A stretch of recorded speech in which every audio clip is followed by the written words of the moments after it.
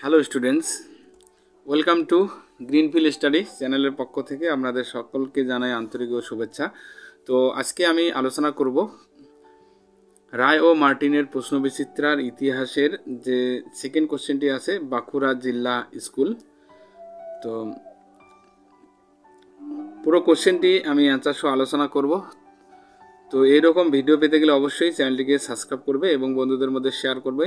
আর আগের বা পরের ভিডিওগুলি যদি দেখতে চাও তো অবশ্যই ভিডিওটির ডেসক্রিপশন বক্সে প্লেলিস্টে লিঙ্ক দেওয়া আছে, তো তোমরা সেখানে গিয়ে আগের বা পরের ভিডিওগুলি দেখতে পাবে। আর যারা পিডিএফ দরকার পিডিএফ ডাউনলোড করে নিতে পারো, ডেসক্রিপশন বক্সে পিডিএফ লিঙ্ক দেওয়া থাকবে, তো তোমরা সেখান থেকে ডাউনলোড করে নিতে পারো। ওকে, তো বন্ধুরা তাহলে আমরা এখন শুরু করব। বিভাগ ক, সঠিক উত্তরটি বেছে নিয়ে লেখো। তো নিম্নবর্গের ইতিহাস চর্চায় প্রাধান্য দেওয়া হয় রাজা মহারাজাদের, না পৌরাণিক কাহিনীকে, না অভিজাত সমাজকে, না সাধারণ মানুষকে? তো সঠিক উত্তরটি হবে সাধারণ মানুষকে। The history of my experiments with truth এর রচয়িতা হলেন গান্ধীজি, না সুভাষচন্দ্র বসু, না রাজেন্দ্র প্রসাদ, না জওহরলাল নেহরু? তো সঠিক উত্তরটি হবে ক, গান্ধীজি। ভারতে পাশ্চাত্য শিক্ষা বিস্তারের সূচনা হয় মহারাষ্ট্রে, পাঞ্জাবে, না বাংলায়, না বিহারে? তো সঠিক উত্তরটি হবে গ, বাংলায়। বামাবধিনী প্রকাশিত হয়েছিল দৈনিক, সাপ্তাহিক, না পাক্ষিক, না মাসিক পত্রিকা হিসেবে? তো সঠিক উত্তরটি হবে ঘ, বামাবধিনী প্রকাশিত হয়েছিল মাসিক পত্রিকা হিসেবে। পাঁচের দাগের দেখো, নীলদর্পণ নাটকটি ইংরেজিতে অনুবাদ করেন কে? জেমস লং, মাইকেল মধুসূদন দত্ত, না হরিশচন্দ্র মুখার্জি, না কালীপ্রসন্ন সিংহ? তো এখানে সঠিক উত্তরটি হবে মাইকেল মধুসূদন দত্ত। সতীদাহ প্রথা বিরোধী আইন পাশ হয় 1828 খ্রিস্টাব্দে, না 1829 খ্রিস্টাব্দে, না 1856 খ্রিস্টাব্দে, না 1857 খ্রিস্টাব্দে? তো সঠিক উত্তরটি হবে খ, 1829 খ্রিস্টাব্দে সতীদাহ প্রথা বিরোধী আইন পাশ হয়। তো এরপরে দেখো, বিপ্লব শব্দটির অর্থ হলো, বিপ্লব শব্দটির অর্থ হলো আন্দোলন, না ক্ষণস্থায়ী সামাজিক পরিবর্তন, না বিদ্রোহ, না প্রচলিত কোনো ব্যবস্থা দ্রুত ব্যাপক আমূল পরিবর্তন? তো এখানে সঠিক উত্তরটি হবে প্রচলিত কোনো ব্যবস্থা দ্রুত ব্যাপক ও আমূল পরিবর্তন। তো সঠিক উত্তরটি হবে ঘ। তো এরপরে দেখো 8 নম্বর কোশ্চেনটি, রানী শিরোমণি নেতৃত্ব দিয়েছিলেন রংপুর বিদ্রোহে, না চুয়ার বিদ্রোহে, না কোল বিদ্রোহে, না মুন্ডা বিদ্রোহে? তো রানী শিরোমণি নেতৃত্ব দিয়েছিলেন কোল বিদ্রোহে।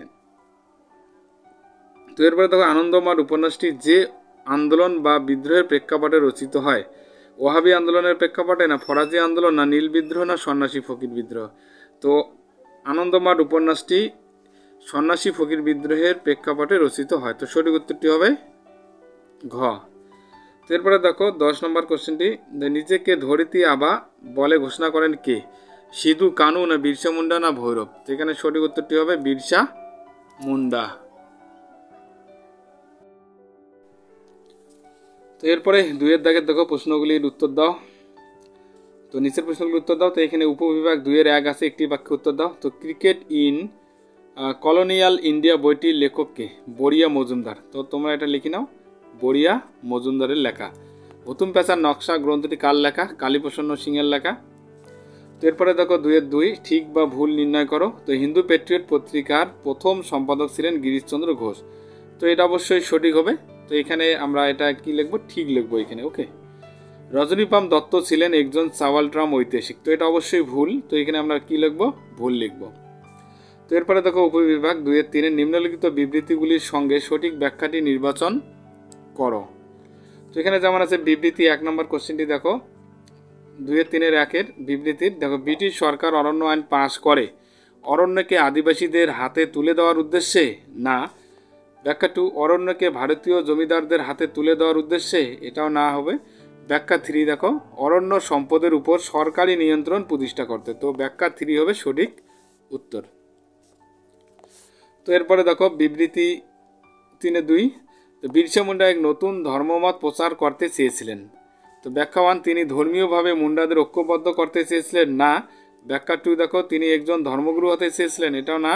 ব্যাখ্যা 3 হবে সঠিক উত্তর, তিনি সর্বধর্ম সমন্বয়ী মনোভাব গড়ে তুলতে চেয়েছিলেন। তো বন্ধুরা এরপরে আমরা আলোচনা করব বিভাগ গ, ঘ আর উম। তো পিডিএফ আকারে এখন আমরা আলোচনা করব। তো যারা এখনও চ্যানেলটিতে নতুন আসো চ্যানেলটিকে অবশ্যই এরকম ভিডিও পেতে গেলে অবশ্যই চ্যানেলটিকে সাবস্ক্রাইব করো এবং বন্ধুদের মধ্যে শেয়ার করো। ওকে।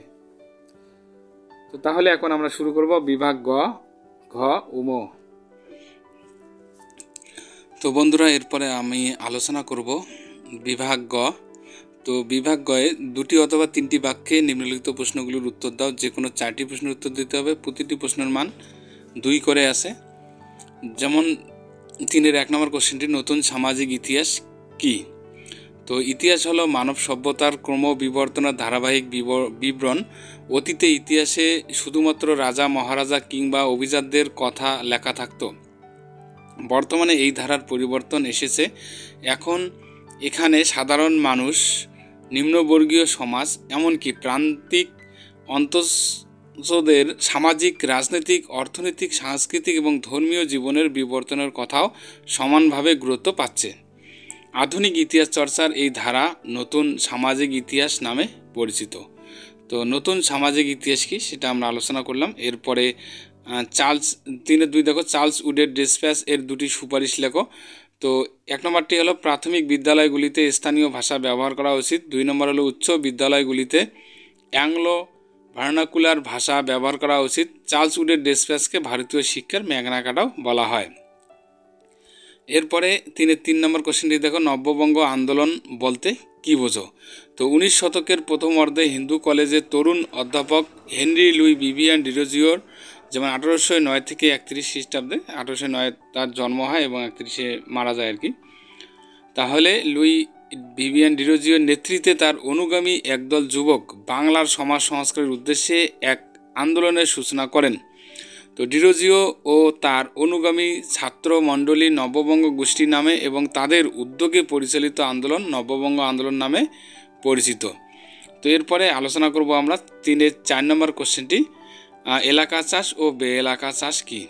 তো এলাকা চাষ ও বে এলাকা চাষ শব্দ দুটি 19 শতকে নীল চাষের পদ্ধতির ক্ষেত্রে ব্যবহৃত হতো। প্রথমত হলো, নীলকররা যখন জমিদারদের কাছ থেকে জমি ক্রয় করে বা ভাড়া নিয়ে সেই জমিতে ভাড়াটিয়া চাষিদের দিয়ে নীল চাষ করত, তখন তা এলাকা চাষ নামে পরিচিত। আবার দ্বিতীয়ত হলো বে এলাকা চাষ কি? দেখো, বেলাকা চাষ পদ্ধতিতে নীল চাষ লাভজনক না হওয়ায় নীলকররা চাষিকে অগ্রিম টাকা বা দাদন দিয়ে চাষির জমিতে চাষির খরচে নীল চাষ করাতো, যা বে এলাকা চাষ বা রায়তি চাষ নামে পরিচিত। তো এরপরে আলোচনা করব আমরা 3-এর 5 নম্বর কোশ্চেনটি, ফরাজি আন্দোলনের প্রধান লক্ষ্য কি?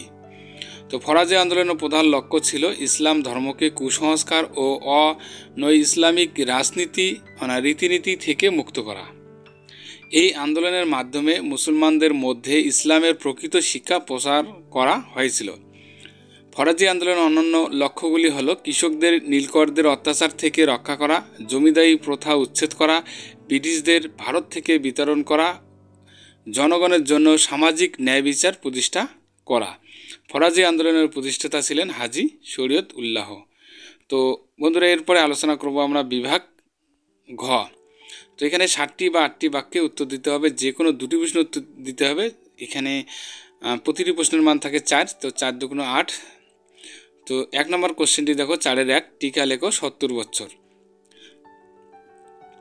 তো আধুনিক ভারতের ইতিহাসে একজন বিখ্যাত লেখক, সাংবাদিক, রাজনীতিবিদ হিসাবে পরিচিত বিপিন চন্দ্র পাল, তিনি তার আত্মজীবনী 70 বছর গ্রন্থে তার জীবনের প্রথম 22 বছরের সমকালের কথা বর্ণনা করেছেন। এই গ্রন্থটি প্রথমে প্রবাসী পত্রিকায় প্রকাশিত হয়েছিল, তবে এটি তিনি সম্পূর্ণ করেননি। ফলে মূলত এটি তার বাল্য ও কৈশোরকালের এবং কিছুটা যৌবনের স্মৃতি কথা। তো এরপরে দেখো, ক নম্বর পয়েন্ট দেওয়া আছে সমাজবিজ্ঞান। তো 1 নম্বর পয়েন্টটি দেখো, 70 বছর আত্মজীবনী থেকে বিপিনচন্দ্র পালের বংশ ও পারিবারিক ইতিহাস জানা যায়। যেমন শ্রীহট্টের গ্রাম জীবন, শিক্ষা ব্যবস্থা ও মিশনারিদের প্রভাব, সেখানকার সামাজিক ও সাংস্কৃতিক জীবন জানা যায়। 2 নম্বর পয়েন্টটি দেখো, গ্রামীণ সংস্কৃতি যেমন যাত্রাগান, পুরাণ পাঠ, দোল উৎসব, দুর্গা উৎসব, বিবাহের নিয়ম নীতি প্রভৃতি সম্পর্কে জানা যায়। 3 নম্বর পয়েন্টটি দেখো, এই আত্মজীবনী থেকে গ্রামের পাশাপাশি তৎকালীন কলকাতা শহরের সংস্কৃতি, খাদ্যাভ্যাস, মেয়েদের জীবন, রাস্তাঘাট, মদ্যপান ও অন্যান্য বিষয় সম্পর্কে জানা যায়। 4 নম্বর পয়েন্ট হলো তৎকালীন সমাজে নারীরা কিভাবে শোষিত হতো।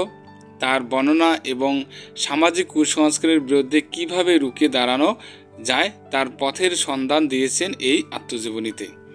তো এরপরে দেখো খ নম্বর পয়েন্টটি রাজনৈতিক ইতিহাস। তো 1 নম্বর দেখো 70 বছর গ্রন্থ থেকে সমকালীন ভারতীয়দের ব্রিটিশ বিরোধী আন্দোলন ও সভা সমিতি সম্পর্কে জানা যায়। 2 নম্বর পয়েন্ট দেখো ব্রিটিশ সরকারের অন্যায়ের বিরুদ্ধে সুরেন্দ্রনাথ বন্দ্যোপাধ্যায়ের ভারত সভার গুরুত্বপূর্ণ ভূমিকা পালন করেছিল তা জানা যায়। 3 নম্বর পয়েন্টটি দেখো এই সময় নবগোপাল মিত্র ও তার প্রতিষ্ঠিত হিন্দু মেলার জাতীয়তাবাদী কার্যকলাপ সম্পর্কে জানা যায়। 4 নম্বর দেখো তাছাড়া পুরনো কলকাতা, তৎকালীন প্রেসিডেন্সি কলেজ, ব্রাহ্ম সমাজের ভাঙ্গন প্রভৃতি সম্পর্কেও জানা যায়। তো মূল্যায়ন আলোচনা করতে পারি। যাই হোক, বিপিনচন্দ্র পাল ছিলেন ভারতের স্বাধীনতা সংগ্রামের একজন শ্রেষ্ঠ বাগ্মী ও রাজনীতিবিদ। বিনয় সরকারের মতে তিনি ছিলেন 1905 খ্রিস্টাব্দের বঙ্গ বিপ্লবের জন্মদাতা ও নেতা। তাই তার আত্মজীবনীটি সম্পূর্ণ লেখা হলেও আরও অনেক কিছু ঐতিহাসিক তথ্য পাওয়া যেত। তবে 1880 খ্রিস্টাব্দ পর্যন্ত যা পাওয়া গেছে তা ভারতীয় ইতিহাসের উপাদান হিসেবে অত্যন্ত গুরুত্বপূর্ণ। তো বন্ধুরা, পিডিএফটি অবশ্যই ডেসক্রিপশন বক্সে পেয়ে যাবে। তো তোমরা সেখান থেকে ডাউনলোড করে নিতে পারো। আবার প্লে লিস্ট দেওয়া থাকবে, তো তোমরা সেখান থেকে আগের বা পরের ভিডিওগুলি অবশ্যই দেখতে পারো। তো এরপরে দেখো 4-2 কোশ্চেনটি টিকা লেখো। এটাও কলকাতা মেডিকেল কলেজ সম্পর্কে। তো কলকাতা মেডিকেল কলেজ হলো ভারতে আধুনিক চিকিৎসা বিদ্যার প্রথম প্রতিষ্ঠান। এটি ভারত তথা এশিয়ার প্রথম ইউরোপীয় চিকিৎসা বিদ্যার কলেজ। তো পয়েন্ট এখানে দেখো কমিটি গঠন ও সুপারিশ। ভারতের তৎকালীন বড়লাটের সভাপতিত্বে আর কি 1833 খ্রিস্টাব্দে একটি কমিটি গঠন করেছিলেন। এই কমিটি ভারতে পাশ্চাত্য চিকিৎসা বিদ্যা প্রদানের সুপারিশ করেছিলেন। তো কলকাতা মেডিকেল কলেজ প্রতিষ্ঠা। তো এটা একটা পয়েন্ট হবে, কলকাতা মেডিকেল কলেজ প্রতিষ্ঠা। তো কমিটির সুপারিশের ভিত্তিতে লর্ড উইলিয়াম বেন্টিং 1835 খ্রিস্টাব্দের 28শে জানুয়ারি কলকাতা মেডিকেল কলেজ প্রতিষ্ঠা করেছিলেন। কলকাতা মেডিকেল কলেজের প্রথম অধ্যক্ষ নিযুক্ত হয়েছিলেন ডক্টর এম.জে. ব্রামলি। পরে 1838 খ্রিস্টাব্দে এই কলেজের সঙ্গে হাসপাতাল যুক্ত হয়েছিল। এই কলেজ প্রতিষ্ঠায় জমিদান করেছিলেন মতিলাল শীল। তো প্রতিষ্ঠার উদ্দেশ্য, কলকাতা মেডিকেল কলেজ প্রতিষ্ঠার উদ্দেশ্যগুলি কী ছিল দেখো এখানে পয়েন্ট দেওয়া আছে। 1 নম্বর পয়েন্টটি হলো ভারতের ছাত্রছাত্রীদের আধুনিক চিকিৎসা বিদ্যার দক্ষ করে তোলা। 2 নম্বর দেশের বিভিন্ন চিকিৎসা ক্ষেত্রে চিকিৎসকদের যোগান দেওয়া প্রভৃতি। পঠন পয়েন্ট দেখো প্রতিযোগিতামূলক পরীক্ষার মাধ্যমে ভর্তি প্রক্রিয়া সম্পন্ন হতো। তারপরে এই কলেজের শিক্ষার্থীদের 4 থেকে 6 বছর পড়াশোনা করতে হতো, এরপর তাদের ডিগ্রি দেওয়া হতো। তো মূল্যায়নটা দেখো কলকাতা মেডিকেল কলেজ ছাত্র ও শিক্ষকদের ঐকান্তিক প্রচেষ্টায় চিকিৎসা শিক্ষা ও গবেষণার প্রধান কেন্দ্রে পরিণত হয়। কলকাতা মেডিকেল কলেজ সমগ্র ভারতবর্ষের চিকিৎসা শিক্ষার ইতিহাসে চিরস্মরণীয় হয়ে থাকবে। তো এরপরে দেখো 4-3 নম্বর কোশ্চেনটি 1855 খ্রিস্টাব্দে সাঁওতাল হুলের গুরুত্ব লেখো। তো ভূমিকা পয়েন্ট করবো। 1855 খ্রিস্টাব্দে সাঁওতাল বিদ্রোহ আপাতত দৃষ্টিতে ব্যর্থ হলেও এর সুদূর প্রসারী ফলাফল বা গুরুত্বকে কখনোই ছোট করে দেখা হয় না। এই বিদ্রোহের গুরুত্বগুলি হলো 1 নম্বর পয়েন্টে দেখো সাঁওতাল পরগনা গঠন। তো সাঁওতাল বিদ্রোহের অবসান হলে সাঁওতালদের জন্য একটি নির্দিষ্ট ভূখণ্ড গঠনের প্রয়োজনীয়তা বুঝতে পেরে ব্রিটিশ সরকার এক প্রকার বাধ্য হয়েই সাঁওতাল অধ্যুষিত অঞ্চল নিয়ে সাঁওতাল পরগনা নামক পৃথক একটি এলাকা গঠন করে। তো 2 নম্বর পয়েন্টে হলো পৃথক উপজাতি হিসেবে স্বীকৃতি। তো সরকার সাঁওতালদের একটি পৃথক উপজাতি হিসেবে স্বীকৃতি প্রদান করে এবং সাঁওতাল পরগনায় সরকারি কোনো আইন কার্যকরী হবে না বলে সিদ্ধান্ত গ্রহণ করে। তো 3 নম্বর পয়েন্টে দেখো এই বিদ্রোহের ফলে সাঁওতালদের জমি অধিকার এবং সাংস্কৃতিক স্বায়ত্তশাসন সংরক্ষিত হয়। এই বিদ্রোহের ফলে ব্রিটিশ শাসনের বিরুদ্ধে সাঁওতালদের অসন্তোষের মাত্রা প্রকাশ পায়। এই বিদ্রোহের ফলে জমিদারদের অত্যাচার ও ঋণদাতাদের শোষণ এবং ব্রিটিশ শাসনের বিরুদ্ধে অসন্তোষের প্রতিবাদ জানানো হয়। তো এরপর দেখো উপসংহার লিখতে পারি কীভাবে। পরিশেষে আমরা বলতে পারি যে অন্যান্য উপজাতি বিদ্রোহ কার্যকরী হলেও এই বিদ্রোহের আগুন ব্রিটিশ সরকারের বিরুদ্ধে অবতীর্ণ হয়েছিল, তাই অধ্যাপক সুপ্রকাশ রায় এই বিদ্রোহকে ভারতের যুগান্তরকারী মহাবিদ্রোহের অগ্রদূত স্বরূপ বলে অভিহিত করেছেন। তো যাই হোক বন্ধুরা, এরপরে আলোচনা করব বিভাগ উম। তো বিভাগ উমে 15 বা 16টি বাক্যে উত্তর দিতে হবে, যে কোনো একটি প্রশ্নের উত্তর দিতে হবে। প্রতিটি প্রশ্নের মান 8। তো 3টে কোশ্চেন দেওয়া থাকে, তো যে কোনো একটি কোশ্চেন আমরা আজকে আলোচনা করব। তো বন্ধুরা, যারা অবশ্যই চ্যানেলটি এখনও সাবস্ক্রাইব করোনি, তো অবশ্যই ভিডিওটি পেতে গেলে অবশ্যই চ্যানেলটিকে সাবস্ক্রাইব করো এবং বন্ধুদের মধ্যে শেয়ার করো। আর যারা পিডিএফ ফাইলের দরকার, তো অবশ্যই ডেসক্রিপশন বক্সে লিঙ্ক দেওয়া থাকবে, তো তোমরা সেখান থেকে ডাউনলোড করে নিতে পারো। যেমন নীল বিদ্রোহের কারণ ও বৈশিষ্ট্য লেখো। তো নীল বিদ্রোহের কারণ ও বৈশিষ্ট্য ও গুরুত্ব এখানে আমরা আলোচনা করব। এখন 18 শতকে ইংল্যান্ডের শিল্প বিপ্লব হয়, ফলে সেখানে বস্ত্র শিল্পের প্রয়োজনে নীলের চাহিদা বাড়ে। 1833 সালে সনদ আইন 1833 সালে সনদ আইন এর ফলে ইস্ট ইন্ডিয়া কোম্পানি একচেটিয়া বাণিজ্যের অধিকার লুপ্ত হলে কোম্পানির কর্মচারীরা ব্যক্তিগতভাবে নীল চাষে নেমে পড়ে। অধিক মুনাফার আশায় এই কর্মচারীরা নীল চাষিদের উপর সীমাহীন শোষণ ও অত্যাচার শুরু করে। এই শোষণ ও অত্যাচারের বিরুদ্ধে নীল চাষিরা 1858 সালে বিদ্রোহ ঘোষণা করে। তো এই বিদ্রোহ নীল বিদ্রোহ নামে আবার খ্যাত। যেমন নীল বিদ্রোহের কারণ কি, পটভূমি বা কারণ আলোচনা করো। তো নীল বিদ্রোহের পিছনে কয়েকটি গুরুত্বপূর্ণ কারণ লক্ষ্য করা যায়। যেমন 1 নম্বর হলো কৃষকের ক্ষতি। তো নীল চাষের যে খরচ হতো, নীল বিক্রি করে চাষির যে খরচ উঠতো না, মানে এক কথা কৃষকের ক্ষতিটা কী হতো বলো তো? তো নীল চাষের খরচ করে আর কি, নীল চাষ করতে যে খরচটা হতো, আবার নীল যখন উঠতো আর কি, সেটা বিক্রি করে সেই খরচও উঠতো না, ফলে চাষিরা কী হতো, ক্ষতিগ্রস্ত হতো। এরপরে 2 নম্বর পয়েন্টটা দেখো, খাদ্যশস্যের অভাব। তো নীল চাষ করতে গিয়ে কৃষকেরা খাদ্যশস্যের উৎপাদন প্রয়োজন মতো করতে পারতো না, কারণ নীলকর সাহেবরা চাষিদের নীল চাষে বাধ্য করতেন, ফলে চাষির ঘরে খাদ্য অভাব দেখা দেয়। 3 নম্বর পয়েন্ট দেখো, নীলকরদের অত্যাচার। চাষিরা নীল চাষ করতে অস্বীকার করলে নীলকর সাহেবেরা তাদের উপর নির্মম অত্যাচার করত। ঘরবাড়ি জ্বালিয়ে দেওয়া সহ বাড়ির মহিলাদের সম্মানহানি করতেও ইংরেজরা পিছুপা হতো না। এরপরে দেখো 4 নম্বর পয়েন্ট, দাদন প্রথা। তো দাদন বা রায়তি প্রথায় চাষিদের নীলকররা দাদন নিতে বাধ্য করত। একবার দাদন নিলে নীল চাষিরা নীলকরদের দাসে পরিণত হয়ে যেত। এরপরে দেখো 5ম আইন এর কুফল। তো 1830 সালে রেগুলেশন 5 বা 5ম আইন পাস হয়। এই আইনের ফলে নীলকররা চাষিদের দাদন দিয়ে নীল চাষে বাধ্য করতে পারতো আর কি। তো ফলে চাষিরা দারুণভাবে কী হতো, ক্ষতিগ্রস্ত হতো। এরপরে দস্তরি বা ঘুষ প্রথা। তো নীলকরদের কর্মচারীরাও বিভিন্নভাবে শোষণ করত। অধিকাংশ সময় তারা চাষিদের কাছ থেকে দস্তরি বা ঘুষ আদায় করত, ফলে চাষিরা আর্থিকভাবে আবার কী হতো, ক্ষতিগ্রস্ত হতো। এবার পয়েন্ট করব আমরা নীল বিদ্রোহের বৈশিষ্ট্য বা চরিত্র। তো এই বিদ্রোহে কিছু গুরুত্বপূর্ণ বৈশিষ্ট্য লক্ষ্য করা যায়। যেমন 1 নম্বর হলো ব্যাপকতা। তো ব্যাপকতার দিক থেকে এই বিদ্রোহ উল্লেখযোগ্য ছিল।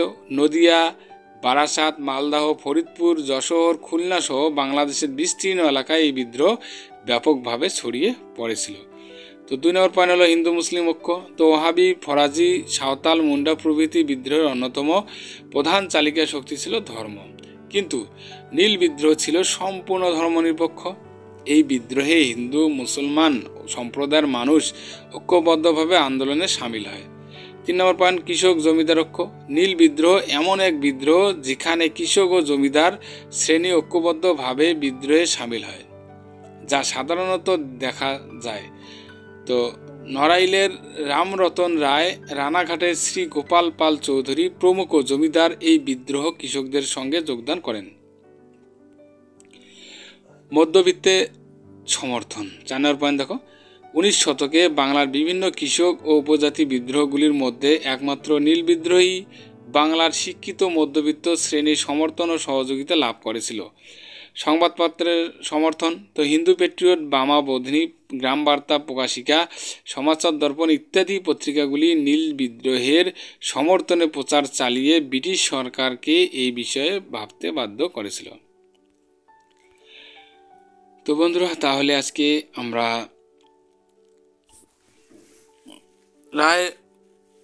অ্যান মার্টিনের যে প্রশ্ন বিচিত্রাটা আছে, তো তার যে ইতিহাসের যে ফার্স্ট সামেটিভ এভলিউশনের 2 নম্বর কোশ্চেনটি আজকে আমরা আলোচনা করলাম। তো যারা এখনও চ্যানেলটিতে নতুন আছো, এইরকম ভিডিও পেতে গেলে চ্যানেলটিকে অবশ্যই সাবস্ক্রাইব করো এবং বন্ধুদের মধ্যে শেয়ার করো।